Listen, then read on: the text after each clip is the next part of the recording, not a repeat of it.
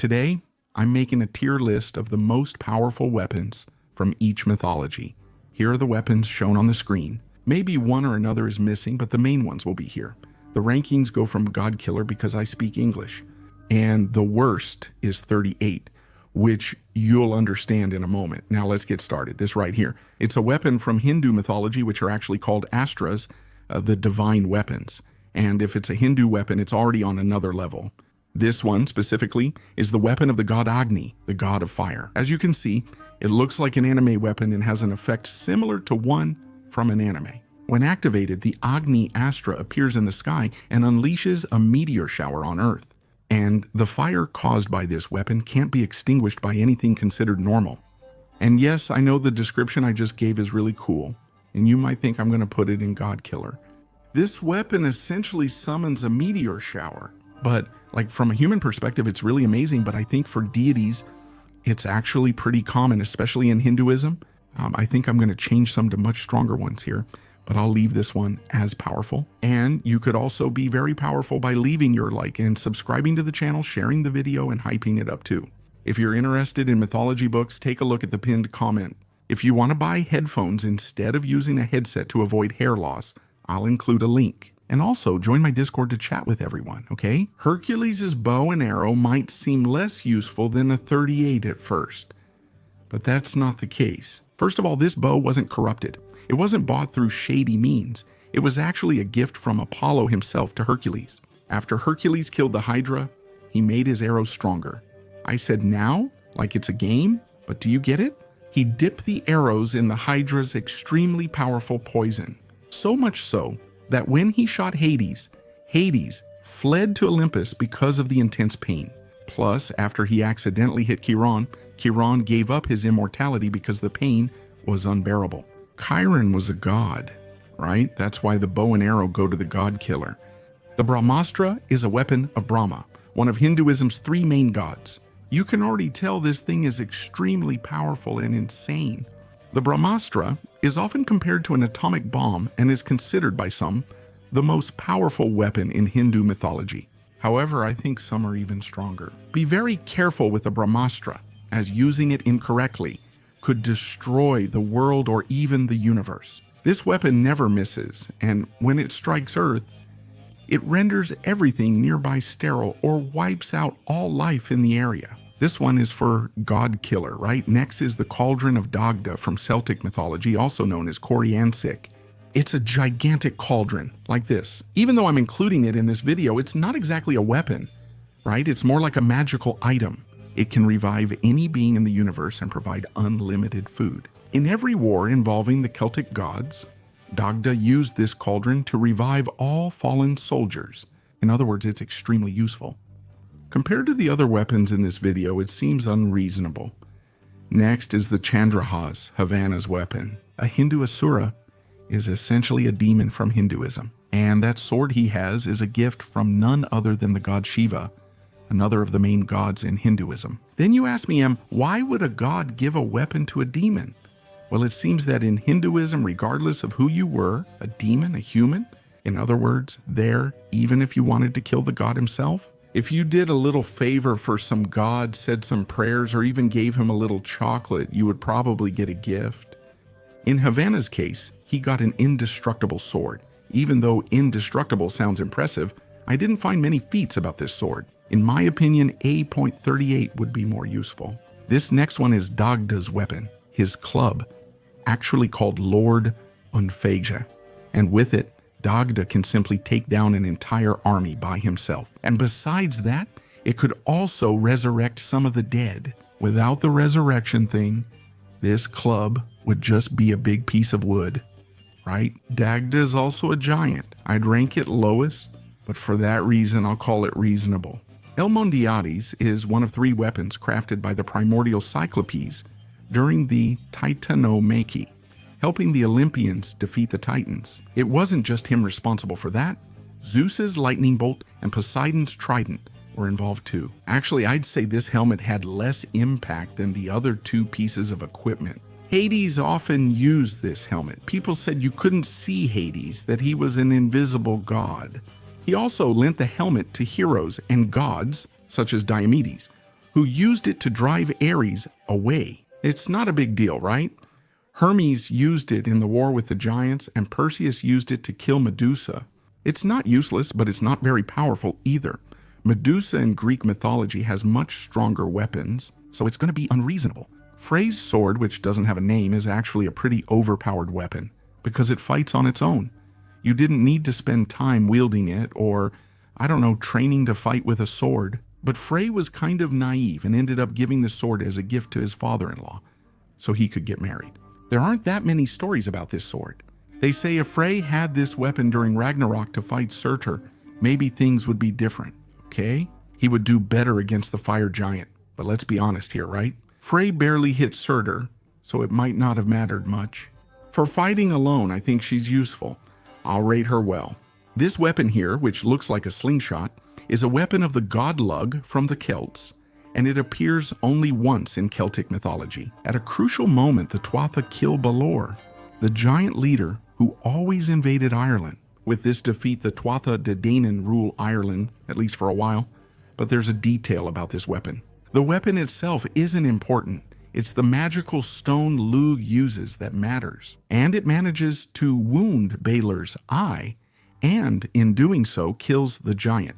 So, in a way, the weapon itself is kind of useless, right? The main thing is the stone. I think a 38 is better. Excalibur.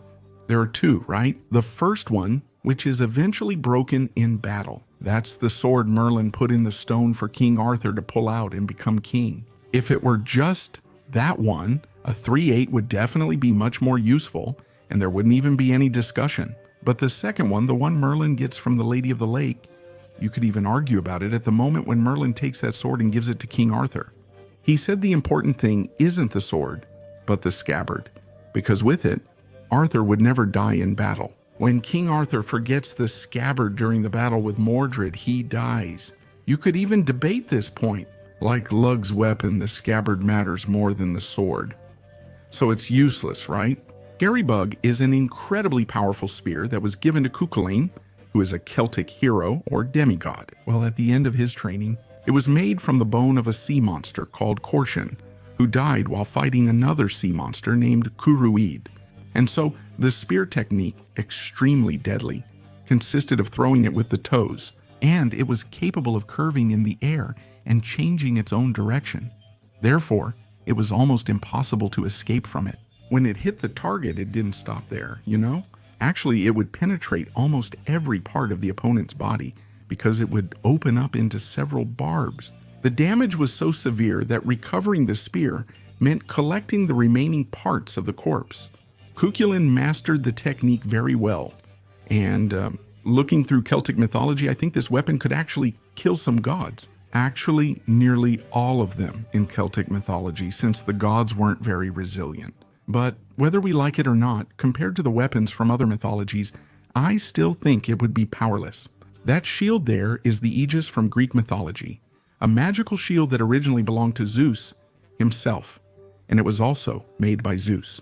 Using the goat that nursed him, Amalthea, and besides being a very powerful shield, it radiates an incredible fear. It's finely polished, so you can see your reflection in it. It can turn anyone who looks at it to stone, at least the first time. They also say that when Zeus shook the Aegis, thunder broke through the sky, a quietness became shrouded in clouds, and mortals awoke. Well, after that, the shield was given to Athena, and she even lent it to Apollo.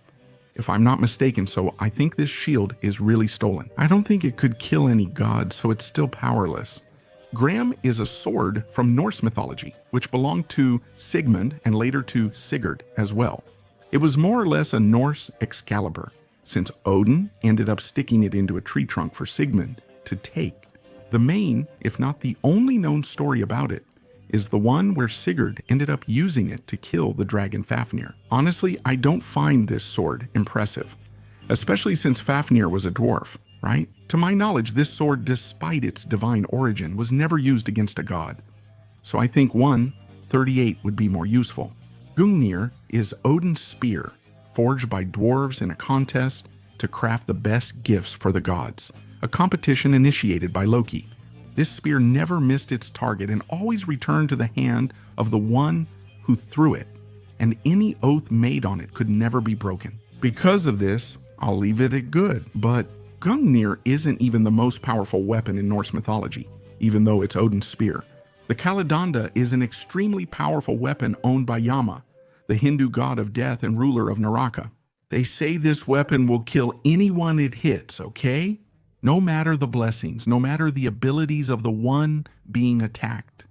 They say the demon Havana once challenged Yama to a fight. And then when Yama decided to use the Kaladanda, Brahma intervened and stopped Yama from doing it because it would actually invalidate the blessings given by him for Havana himself. So Havana was declared the winner, while Yama had to withdraw. So that's a god killer. Nothing more to add. This spear from Ares is just an ordinary spear, right? I've never seen it do anything special, so it's useless. The Leva Tenha. Although it became known as Loki's magic wand in stories, it's actually just a tree branch Loki used to strike a giant in the shape of a bird. So there's nothing special about it either. A 38 would be much more useful. Well, this spear here from Lug is really overpowered too, okay? And it was forged by a druid. This spear would guarantee victory to whoever possessed it, and it could even fight on its own without being wielded. And there's an even cooler part. It senses when a battle is coming and asks to be released. It would hit all its targets without fail. That's all. I'm not sure it would be called a god killer since I can't see this spear killing any god except a Celtic one. So is it going to become powerful? Mechanord is a belt belonging to the god Thor, which, when translated, means something like mighty belt.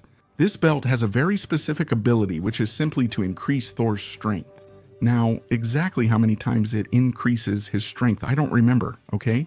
But I think it doubles it. Even with the belt, when Hrungnir fell on top of Thor in one of the stories, he couldn't lift this giant. Even with the belt, he needed Magni's help. It's useful, but I don't think it's better than Odin's spear, because a god who doesn't have Thor's belt has a feat of strength much greater than any of Thor's feats. That's Vidar, who broke Fenrir's jaws and killed him. It's going to be unreasonable. Ultimately, the four-bladed axe belonged to Parashurama, an avatar of Vishnu.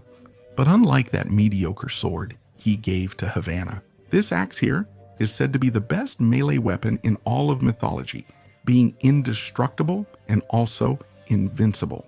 If it's invincible, I have nothing to add. It's going in God Killer. And also, a very interesting detail is that later, this axe went to Ganesh and the little sandals of Hermes, which he made himself. It's actually a good tool, but only for escaping, right? After all, it's great for running fast and also for flying. Other than that, I don't see anything special about those sandals. Now, Shiva's Trishula, this one is also really overpowered. For starters, it was made by Vishwakarma, the divine architect. He created the Trishula using part of solar matter and gave it to Shiva. If it has a blade, it can cut anything, physically, spiritually, or even in the mind.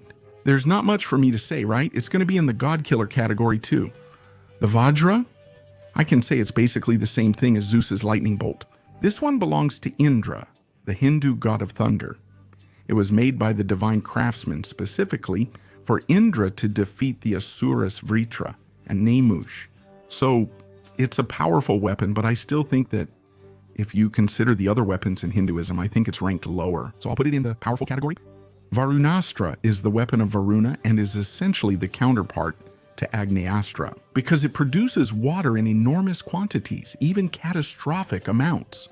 This water can extinguish the flames of Agni Astra, and the water from this weapon can't be dried up by normal means, let's say. Another weapon also produces winds and could dry up the Varunastra's water. It's very similar to the Agni Astra, so I'll rate it the same. Vidar's leather shoe in Norse mythology is unique because all leftover leather pieces are said to be used in making it. In the end, it will be thick and dense enough to let him step on Fenrir's mouth at Ragnarok and kill the wolf. But I can't help but say that A.38 would be much more useful.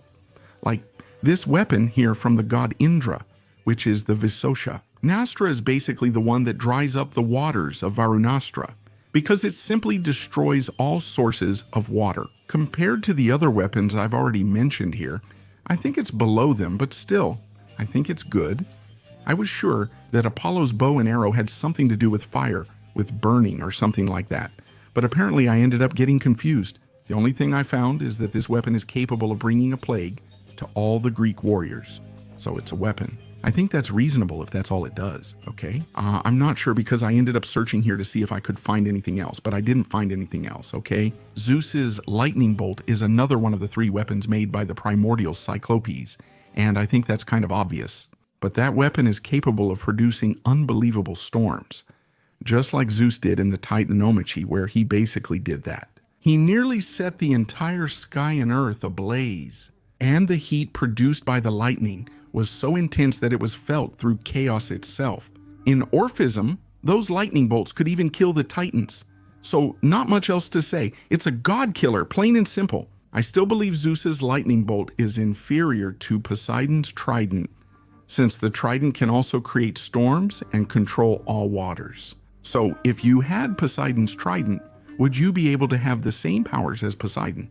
That trident causes earthquakes and can also create water from nothing.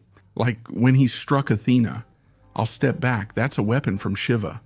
And what I can tell you is that this thing simply destroys universes in a matter of milliseconds. So there's something to say here as well.